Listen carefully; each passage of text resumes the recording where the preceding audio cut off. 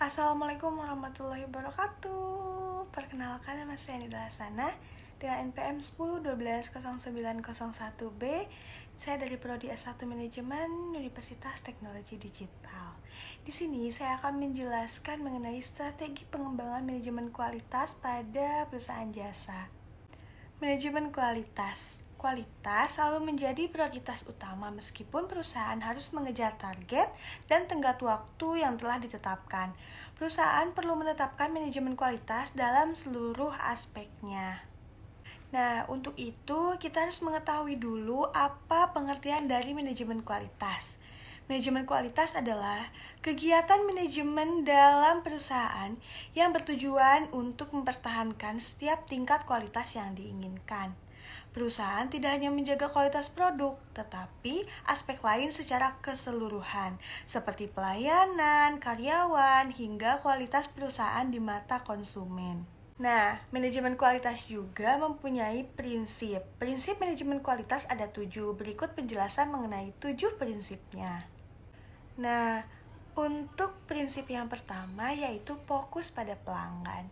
Perusahaan harus memahami kebutuhan pelanggan dan berusaha untuk memenuhi kebutuhan tersebut.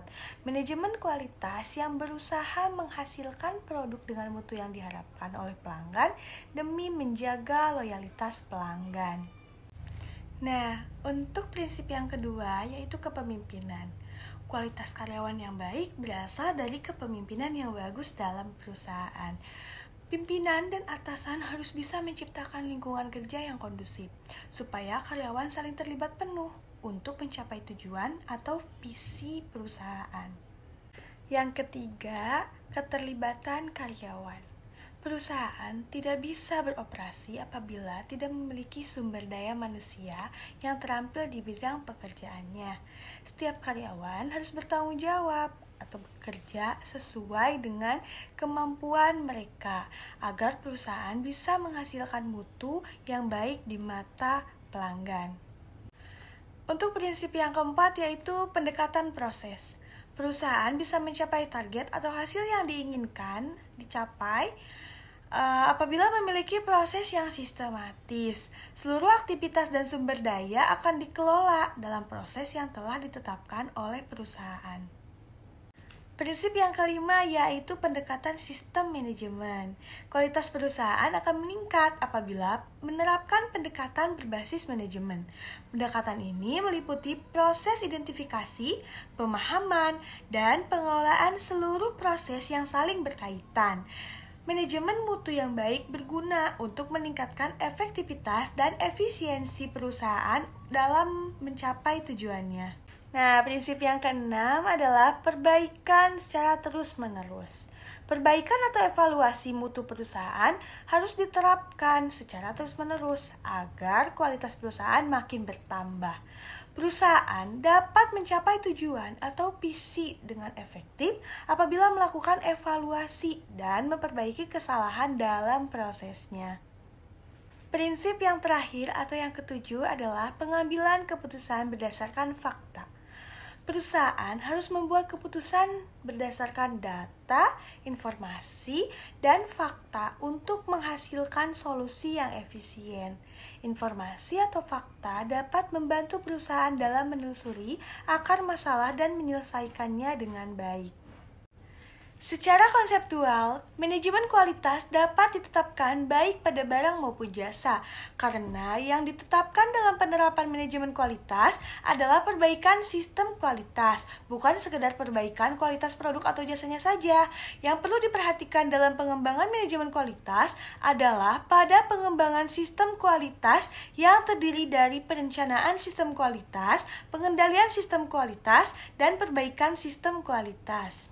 Nah, strategi pengembangan manajemen kualitas pada perusahaan jasa. Pada saat ini, penerapan manajemen kualitas dalam industri jasa telah menjadi kebutuhan pokok apabila industri jasa ingin berkompetisi dalam pasar global maupun pasar domestik Indonesia. Ada beberapa atribut yang harus diperhatikan dalam perbaikan manajemen kualitas tersebut. Nah, atribut yang pertama di sini yaitu pelayanan cepat dan tanggap. Sebagian pelanggan Sebagian besar ya pastinya ingin dilayani dengan cepat dan tanggap. Tanggap di sini maksudnya adalah apa yang disampaikan harus sesuai dengan apa yang diinginkan atau dimaksud oleh pelanggan. Jangan asal cepat tetapi tidak sesuai dengan yang mereka inginkan. Jika memang terjadi banyak antrian, maka solusinya kita bisa memberikan nomor antrian yang rapi, tempat yang nyaman, dan beberapa hiburan lainnya agar pelanggan tidak merasa bosan saat menunggu antrian. Atribut yang kedua yaitu memiliki call center dan red desk. Pelanggan yang menghubungi lewat telepon harus diprioritaskan terlebih dahulu, karena pelanggan seperti ini biasanya memiliki urusan yang lebih penting. Jika hanya urusan sepele, pastinya pelanggan akan lebih memilih untuk menghubunginya lewat akun sosial media, SMS, atau email. Untuk itu, pastikan ada seseorang yang tugasnya untuk mengangkat telepon layanan call center yang bisa diandalkan. Untuk atribut yang ketiga yaitu mendengarkan keluhan dari pelanggan. Mendengarkan adalah salah satu kegiatan yang cukup sulit untuk dilakukan. Tetapi ini sebagai salah satu poin dalam meningkatkan pelayanan bisnis. Terkadang pelanggan yang banyak bicaranya, sebagian dari mereka hanya ingin untuk didengarkan. Maka tugas kita adalah mendengarkan pelanggan tersebut dengan penuh perhatian agar mereka merasa dihargai dan diharapkan. Setelah pelanggan selesai menyampaikan keluhannya, cobalah berikan tanggapan yang baik dan solusi yang menjawab keluhan mereka. Nah, yang keempat adalah menjaga kesabaran dan kesopanan. Kesabaran memang ada batasnya, tetapi tetap harus menghadapi situasi yang menguras kesabaran. Jangan sampai terpancing emosi sehingga mengeluarkan kata-kata yang kurang pantas untuk didengar. Hal inilah yang nantinya akan memperburuk keadaan menjadi lebih rumit, sehingga membuat nilai pelayanan menjadi buruk. Nah, untuk kesopanan harus selalu dikedepankan. Walaupun yang dihadapi adalah pelanggan yang membuat kita kesal ya. Jika perlu, adakan training terutama untuk mengajarkan nilai-nilai kesopanan terhadap semua pegawai. Untuk atribut yang kelima yaitu mengakui kesalahan. Sesukses apapun bisnis kita, pastinya pernah mengalami kesalahan, baik kesalahan besar maupun kesalahan kecil. Oleh karena itu, kita harus bisa menerima kesalahan tersebut. Jika ada pelanggan yang merasa dirugikan, maka segeralah memberikan solusi. Justru dengan mengakui kesalahan dan meminta maaf kepada pelanggan, kita dapat mengembalikan kepercayaan bisnis kita. Untuk atribut yang keenam yaitu meminta feedback baik dari pelanggan. Feedback memiliki peran yang penting dalam keberlangsungan sebuah bisnis. Dengan adanya feedback, kita bisa mengetahui sejauh mana pelayanan yang sudah kita berikan kepada pelanggan. Apakah sudah baik atau masih ada kekurangan? Nah, mintalah pelanggan untuk memberikan feedback atas pelayanan yang telah kita berikan. Yang terakhir adalah tepati janji. Jika memang kita tidak bisa menepati janji kepada pelanggan, maka lebih baik kita jujur saja jika tidak mampu. Karena jika kita sampai memberikan janji palsu kepada pelanggan, kepercayaan pelanggan terhadap bisnis kita akan hilang. Sehingga pelanggan akan berpaling mencari bisnis lain yang lebih baik dari bisnis kita. Manajemen industri jasa yang berorientasi pada kepuasan konsumen membutuhkan komitmen dan tindakan yang nyata dalam memberikan pelayanan prima terhadap konsumen.